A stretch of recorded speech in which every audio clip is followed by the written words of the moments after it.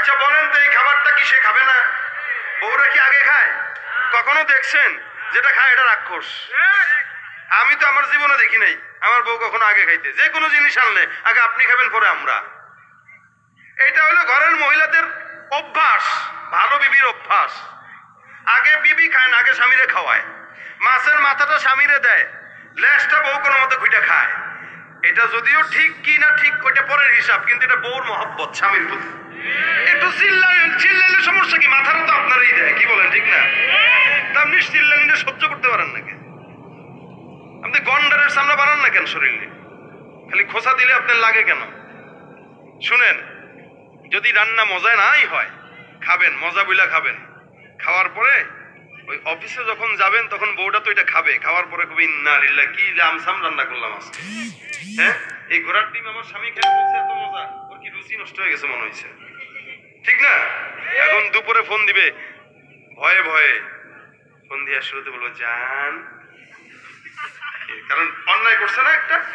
রান্নায় লবণ হয় নাই, মরিচ হয় নাই, কিচ্ছু হয় নাই, এই খাবার দিছি স্বামীরে। না জানি কি ধমকটা এখন শুনি, জান খানা খাইছো নি? কেন আজকে তো চিন্তা করছি 10-15 জন নিয়ে একসাথে খাবো, তোমার যেই সুন্দর রান্না। বকবিন্নালিল্লাহ, খবরদার এটা করো না, তোমার ইজ্জত নষ্ট করো না তুমি। আজকে যে রান্না লবণ কম হয়েছে বুঝছো নি? তখন আপনি যদি বলেন বউ সারা বছর রান্না করো, কোনোদিন তো কম বেশ হয় না, একদিন হয়েছে, এটার আমি বরকত মনে করে খাইতেছি, তুমি কষ্ট পাও কেন? এই মহব্বত কি বাড়বে না কমবে? এবার ঘরে আসার সাথে সাথে দেখবেন ফোন দিয়ে আগেই বলবে আজকে সোনা কয় পদের রান্না খাবা। কি বলেন ঠিক না? কালো হুজুর ঠিক কিনা?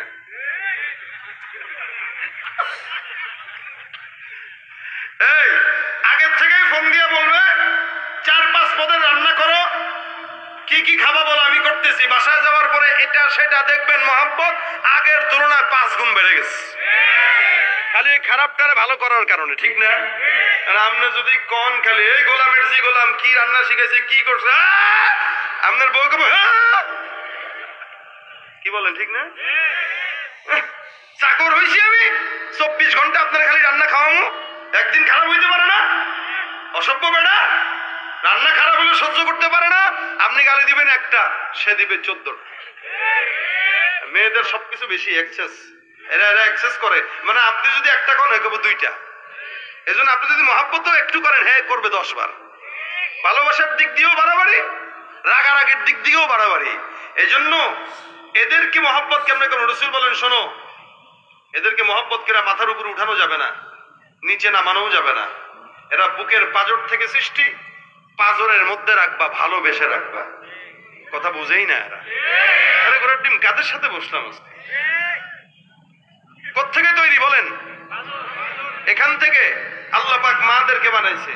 এটা এখানে রাখবেন, আদর করে রাখবেন। মাথা উঠাবেন বান্দরের মতো ঢোল তবলা বাজাবে।